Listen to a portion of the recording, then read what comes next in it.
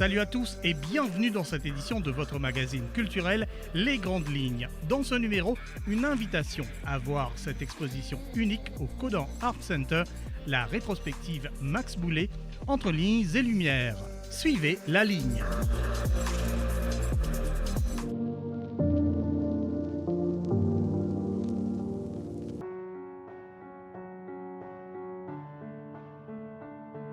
Nous l'avions annoncé au cours d'une édition précédente, invitation cette fois à s'y rendre. Il vous reste encore une douzaine de jours, voire moins, jusqu'au 2 novembre pour profiter de la rétrospective Max Boullé Entre lignes et lumières, proposée par l'association Les Amis de Max Boullé.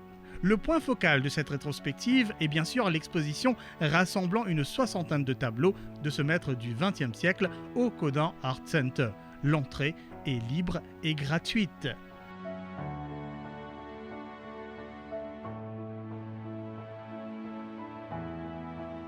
C'est une exposition que les commissaires Bernard Lehambre et Barbara Luc auront mis une bonne vingtaine d'années à élaborer dans le sillage de leurs travaux sur d'autres contemporains du peintre tels Hervé Masson, Serge Constantin ou encore Xavier le Juge de Segret. Si au niveau curatorial, cette exposition se décline en trois grandes thématiques, la scénographie assurée par The Third Dot offre pour sa part différents niveaux de lecture de cette même expo, permettant aux enfants d'établir un rapport direct avec les tableaux de maître, tout en assimilant de façon ludique des concepts comme la perspective, la symétrie et d'autres aspects intéressants de l'œuvre de Boullé.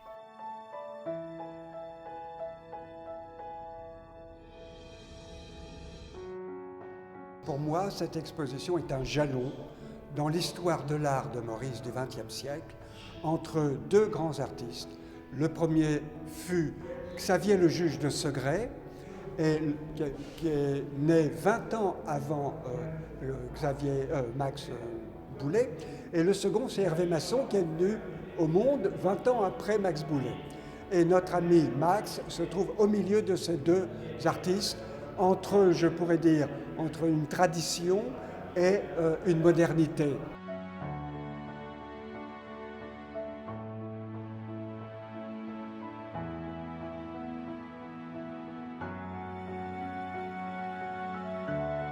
La rétrospective vise enfin à rendre visible l'héritage conséquent de Max Boullé qui comprend non seulement ses peintures, mais aussi ses réalisations architecturales et décoratives dont un grand nombre existe encore aujourd'hui.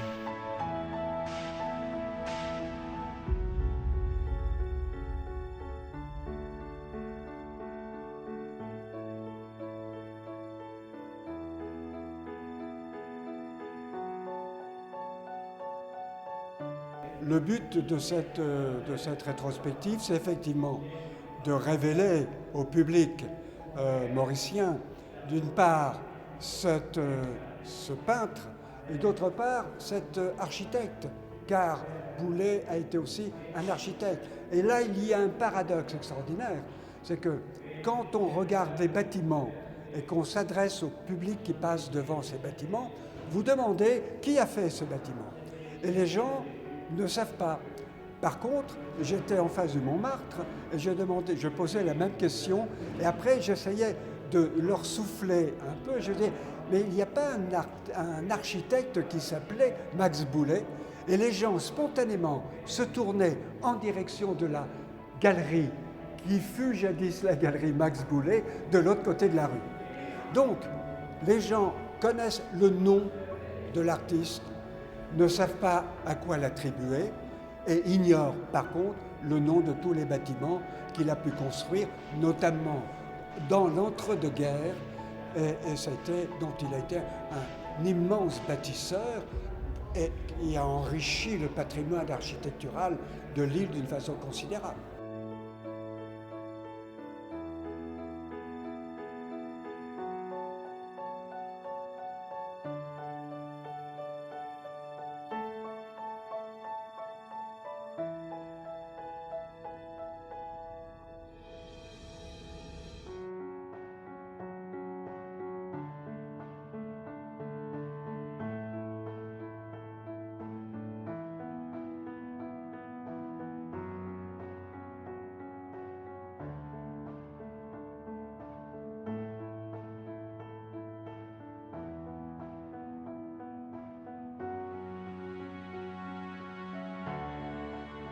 c'est un homme discret, c'est un homme qui n'a jamais voulu se mettre en avant, c'est un homme, je dirais, à l'opposé du tempérament de Malcolm de Chazal, dont il fut le contemporain.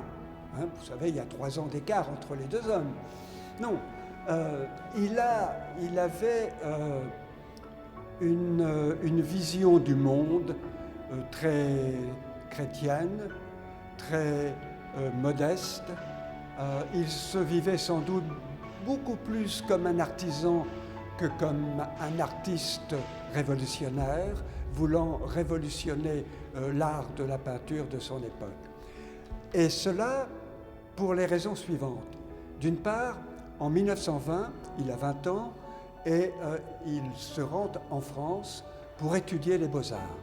Il va rentrer dans une académie importante, qui est l'Académie Ranson, qui est animée par des grands artistes comme Maurice Denis, comme Paul Sérusier, et leur référence principale, c'est Paul Cézanne.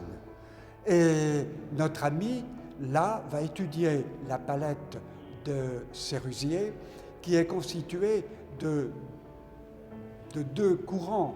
D'un côté, marquer les couleurs froides, d'un autre côté, les couleurs chaudes. Les couleurs froides, la principale étant le bleu, et la couleur la plus chaude étant le jaune. Et il va travailler à partir de cette palette. Donc, notre ami, quand il rentre en France, 4 ans plus tard, au lieu d'exposer tout de suite, comme vont le faire d'autres artistes par la suite, il a fait patienter le public, ses amis, les amateurs d'art de l'époque, pendant 10 ans. Et la première exposition individuelle de Max Boullé n'a lieu qu'en 1934, c'est-à-dire 10 ans après son retour à Maurice.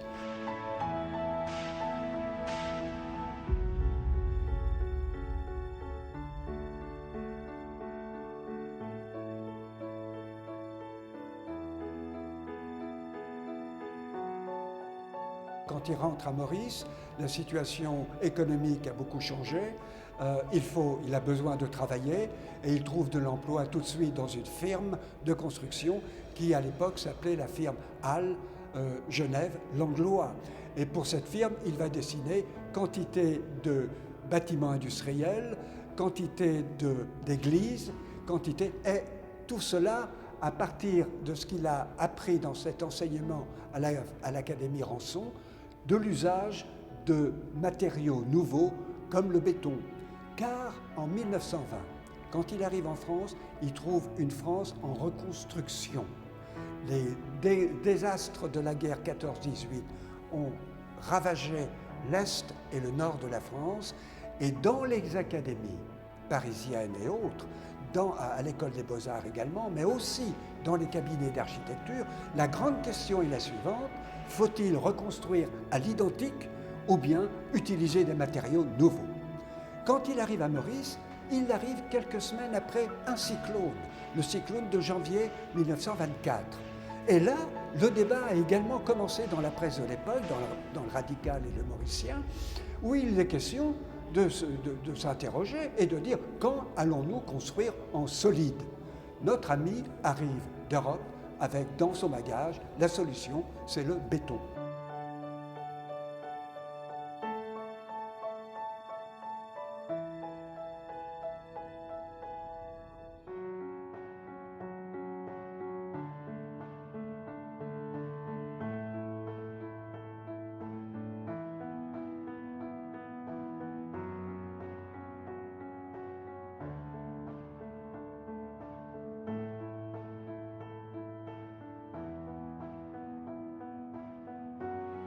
En même temps, le béton est caractéristique de l'art déco qui va se développer et il va donc, ayant participé en partie à l'élaboration de l'exposition internationale d'art décoratif qui devait se tenir en 1923, c'est pour ça qu'il a été très au courant. L'atelier qu'il suit dans l'Académie Ranson lui prépare cette exposition. Mais pour des raisons financières, le gouvernement français doit attendre 2 ans et c'est cette exposition des Arts déco de 1925. Mais lui connaît toutes les donnes de cette exposition il en connaît l'idée fondamentale, il en connaît la philosophie et revient avec cela en tête. Ce qui va appliquer pour des bâtiments aussi bien religieux que des bâtiments publics, que des maisons particulières.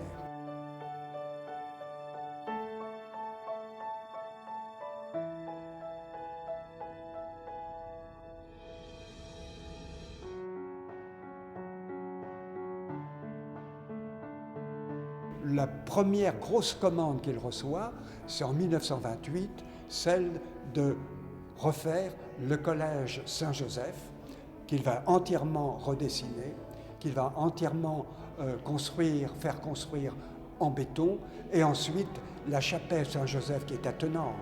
Or, quand on emploie le béton, on risque d'avoir des façades extrêmement monotones. Donc, la décoration à ce moment-là n'est plus du tout une décoration porteuse des bâtiments, mais une décoration qui a pour fonction de rendre des rythmes aux façades, soit avec des fenêtres, soit avec des colonnes, soit avec des arcades. Et c'est le cas dans le cadre du collège Saint-Joseph, mais c'est aussi le cas d'un bâtiment iconique de l'Art déco à Maurice, c'est le siège social du CEB qui se trouve à Cure-Pipe et qui a été construit en 1938. En 1930, à la même époque, il venait de terminer le cinéma Ritz dans un énorme quadrilatère. Il pense en complexe, c'est-à-dire il y a la salle de cinéma, il y a la salle de théâtre, et il y a également, il pense les boutiques qui donnent directement sur rue, et un promenoir qui permet aux entr'actes, au public de sortir et d'avoir une vue sur rue, de fumer une cigarette.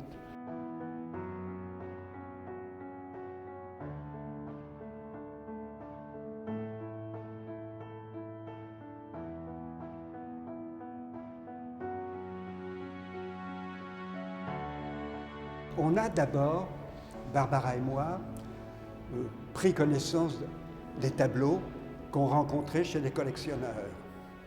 Et ensuite, quand on a appris qu'il était aussi architecte, on s'est posé la question de savoir qu'est-ce que l'architecture a apporté à ces tableaux. Et j'ai recherché son œil architecte.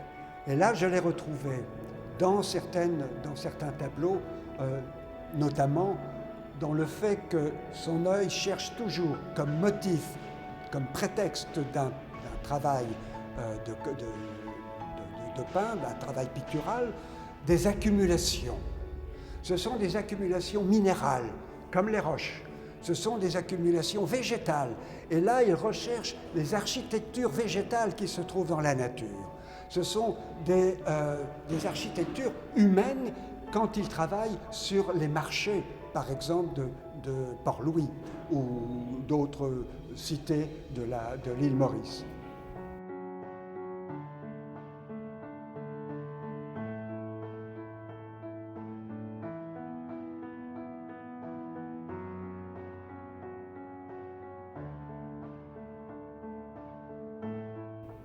Par contre, on s'est demandé si dans l'architecture, il y avait une influence picturale. Et là, dans l'état actuel de notre travail de recherche, on a l'impression qu'il n'y a pas d'influence de la peinture sur l'architecture. Par contre, dans son travail d'intérieur, il est incontestable qu'il a un goût qui vient de son travail sur les couleurs, notamment pour faire des décorations intérieures de maisons, et dans sa décoration générale qu'il a faite du plaza. C'est lui qui a choisi les tentures, c'est lui qui a choisi les fauteuils, c'est lui qui a dessiné le foyer, c'est lui qui également a dessiné de toutes ces couleurs. Et même, vous savez, il y a cette magnifique frise qui est en fait la seule peinture que plusieurs générations de Mauriciens ont pu connaître de Max Boullé. Elle est toujours au Plaza et nous avons le bonheur d'avoir la maquette qui a servi à cette frise que nous exposons avec au-dessus une photo qui a été réalisée par un des photographes de Maurice il y a quelques années.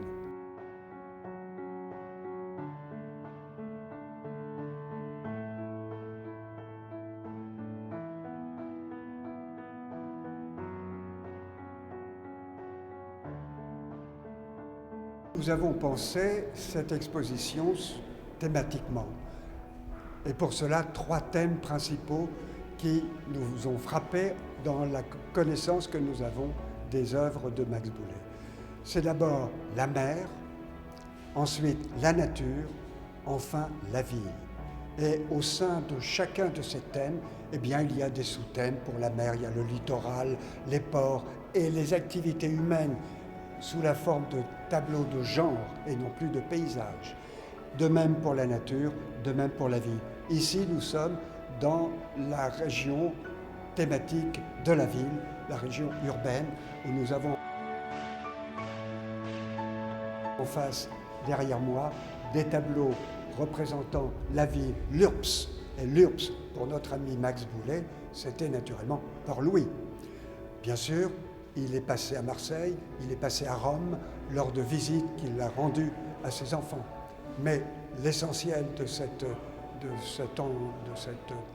thème se passe à Port-Louis.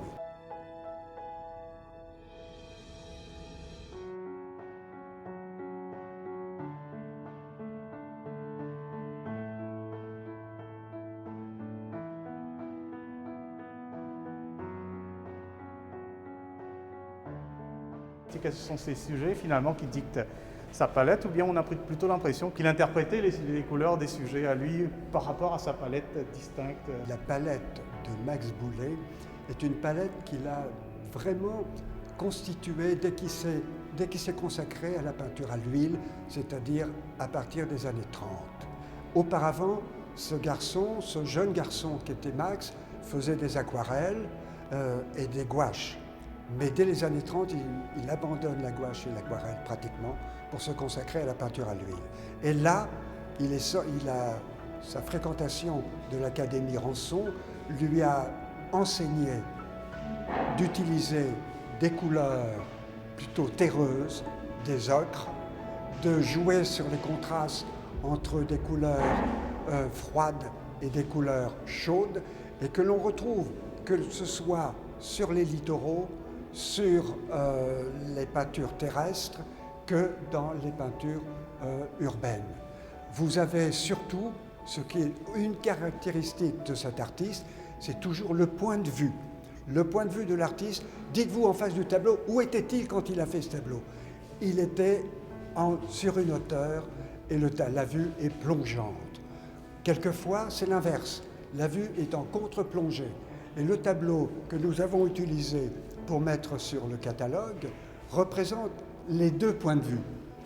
Les maisons dont on aperçoit les toits, le dessus des toits, il est au-dessus de ces maisons, donc c'est une vue plongeante, mais la citadelle est en contre-plongée.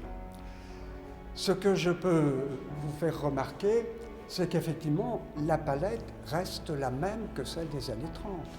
On a toujours un gris qui nuance deux couleurs principales dans chaque tableau. Max Boullé n'utilise pas 50 couleurs. Vous voyez très bien qu'il y a deux couleurs dominantes et ensuite des petites touches qui font écho. Si bien que le souci de cet artiste, c'est pas de représenter quelque chose d'une façon mimétique, c'est pas d'avoir un œil photographe. Il a un œil de musicien. C'est une harmonie colorée, c'est une mélodie. Au lieu de la construire avec des notes de musique, on la construit avec des touches de couleurs.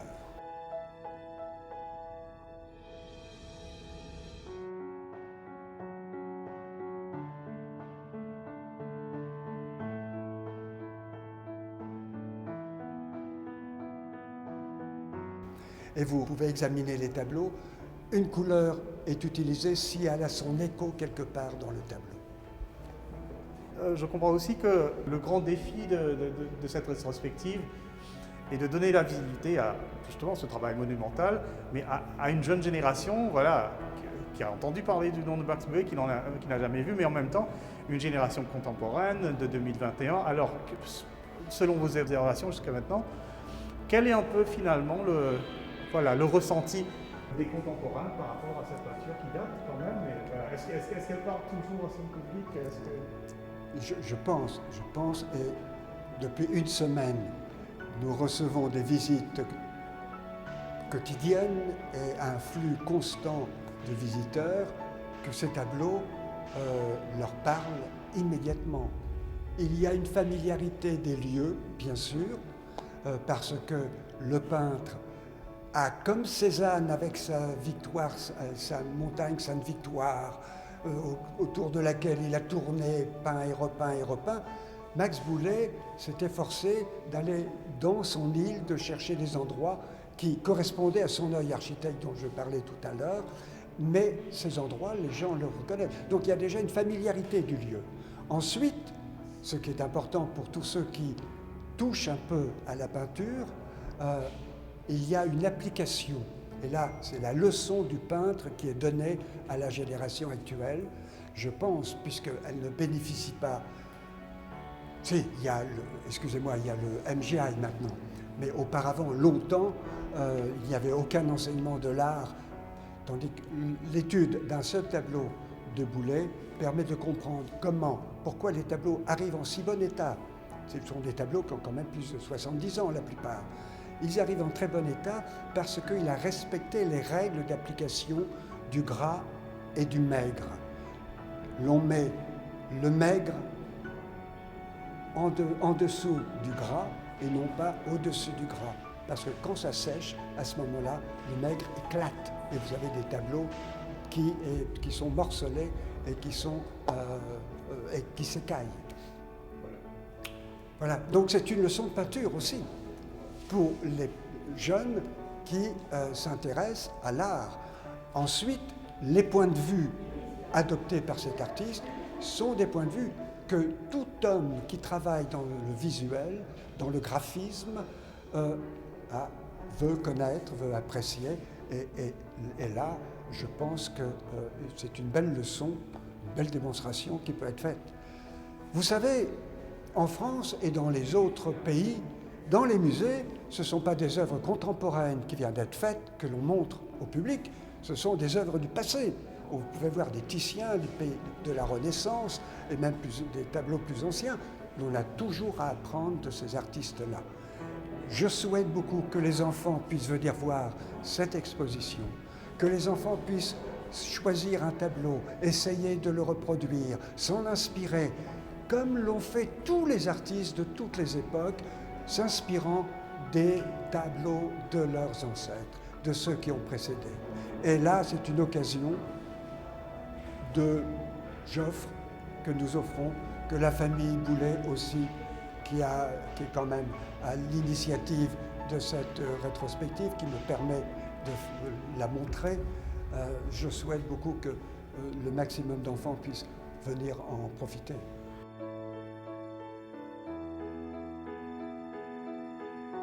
Entre lignes et lumières, un pan de notre patrimoine pictural à voir jusqu'au 2 novembre au Codan Art Center dans le nouvel espace appelé The Basement.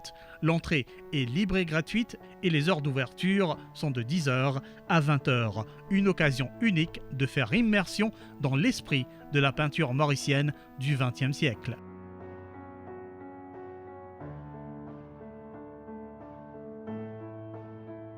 Fin de cette édition, l'invitation est lancée. Profitez pleinement des opportunités de notre paysage culturel. On se retrouve dans une semaine. Jusque-là, restez en ligne.